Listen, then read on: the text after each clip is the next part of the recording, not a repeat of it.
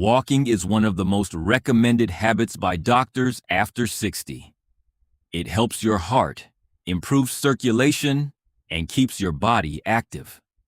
Many people step out their front door with the intention of getting healthier. But here is the silent truth.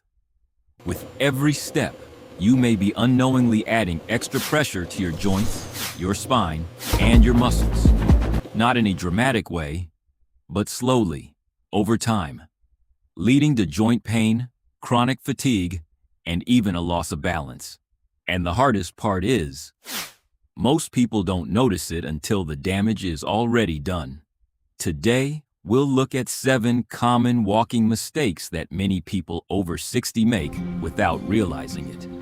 And more importantly, I'll show you how to fix them using simple biomechanics, so your walking actually supports your health instead of quietly working against it.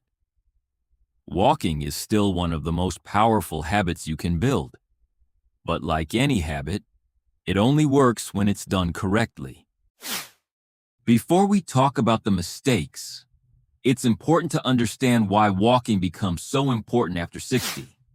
As we age, our bodies go through a quiet transition. Muscle mass slowly declines, a process known as sarcopenia. Joints become stiffer, and metabolism begins to slow down. Even circulation becomes less efficient, meaning your body has to work harder to do the same things it used to do easily. And this is where walking helps. It activates multiple systems in your body at the same time. It helps your heart pump more efficiently, keeps your muscles engaged, and allows your joints to move through their natural range. It also improves blood flow to your brain, supporting memory and mental clarity. That's why regular walking has been linked to a lower risk of heart disease, type 2 diabetes, and even cognitive decline. But here's the part most people miss. All of these benefits only happen when walking is done correctly and consistently. And this is exactly where most people go wrong. Mistake number 1 is starting too fast. One of the most common mistakes is starting too fast. You step outside and immediately begin walking quickly because it feels like the faster you go, the more calories you burn, and the better it is for your health. It feels productive, like you're doing something right. But your body isn't a light switch. It's more like an engine. After 60, your muscles and joints don't warm up instantly, and the fluid inside your joints, the one that keeps them moving smoothly, takes time to circulate. Your body simply isn't ready yet. Starting too fast is like revving a car engine before the oil has warmed up. Your joints aren't prepared, so the impact hits harder than it should. Your heart rate can spike too quickly before your body has time to adjust. And your system goes into a mild stress response, almost like a small shock to the body.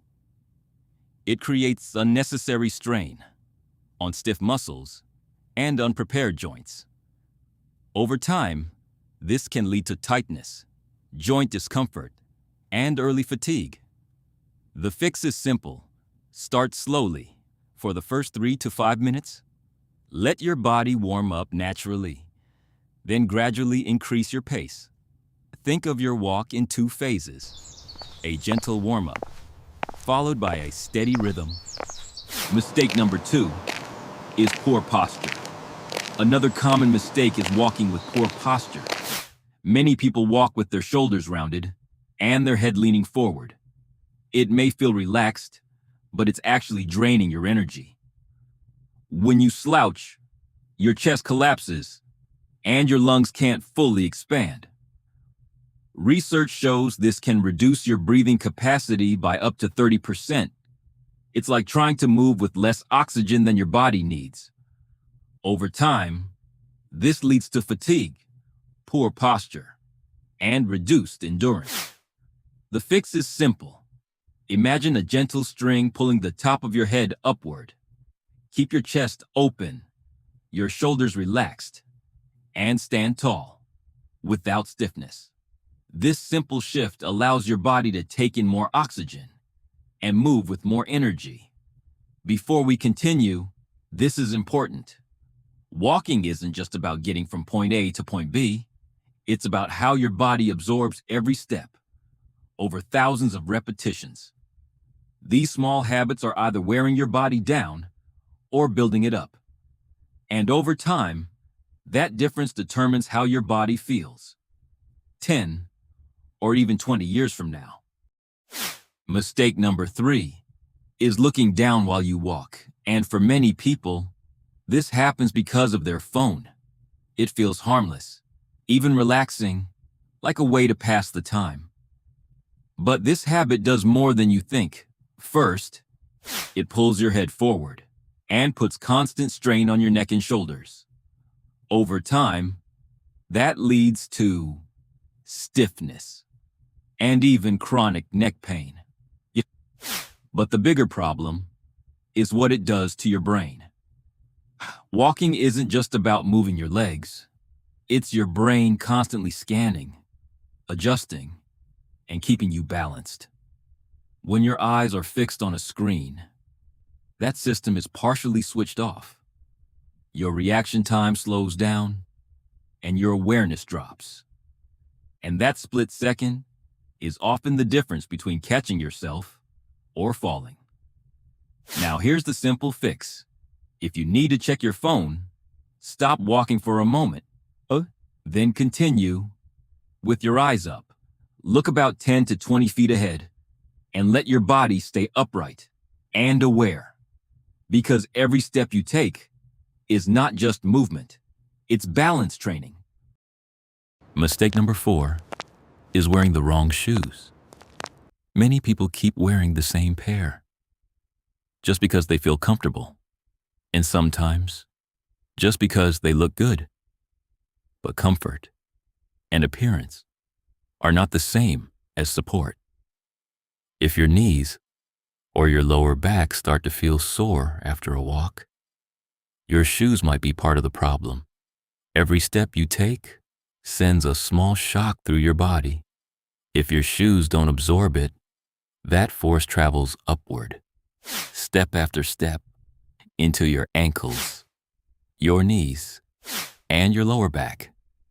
And here's what most people don't realize. Worn-out shoes don't just lose comfort. They lose protection. Now here's the fix.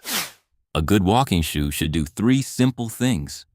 It should absorb impact, support your arch, and stay stable as you move. And don't forget the fit. Your shoes should feel comfortable right away, with a little space at the front and no pressure on your toes. If they feel too soft, or too flat, or worn out, they're probably no longer protecting you. Because the wrong shoes don't just feel uncomfortable, they quietly change the way your body moves. Think of your shoes as the foundation of every step you take. Mistake number 5 is not using your arms.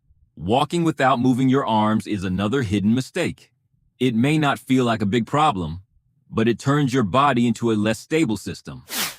Arm movement is not just for balance. It helps activate your core and improves coordination. More importantly, it trains the muscles that react quickly when you lose balance. These are the muscles that can catch you if you trip. That's why some people fall, even though they walk every day. The fix is simple.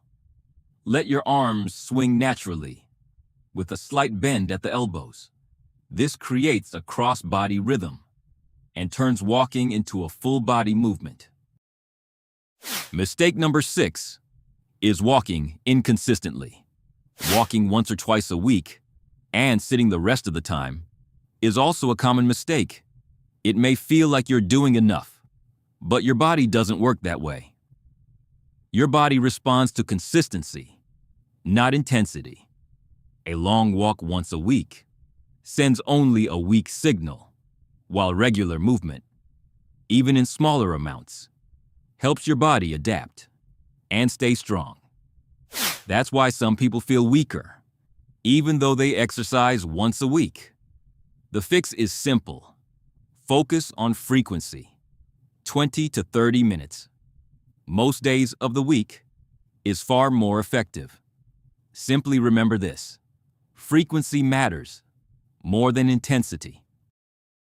And mistake number 7 is ignoring recovery. Now, this last mistake is the one most dedicated walkers get wrong, because they believe once the walk is done, the work is done. Even though walking feels light, your body still needs recovery. Ignoring this is one of the fastest ways to wake up with stiff legs the next day. After a walk, your muscles are warm and more flexible than usual. This is the best time to improve how your body moves. But if you skip this step, your muscles can gradually become tighter and your movement more restricted over time. The fix is simple. Drink water after your walk and spend just 2 minutes stretching, especially your calves and your hips. That small habit helps your body stay flexible and ready for the next day. Walking is still one of the most powerful habits for long-term health, but it's not just about how far you go or how many steps you take. It's about how your body moves. With every step, every correct step is an investment in your future independence. Remember, walking correctly today is how you ensure you can still walk to your grandchild's graduation 10 years from now. And every walk is a chance to tell your body that you are still strong, still mobile, and still moving forward. The next time you go for a walk, don't focus on distance. Just try one simple thing. Stand tall and notice how your body feels. You might be surprised how much lighter your movement becomes. How many minutes do you usually walk each day? Is it a quick 10-minute habit or a longer routine? Let me know in the comments. I read every one of them. And if you want more simple, science-based ways to stay strong and independent, don't forget to subscribe.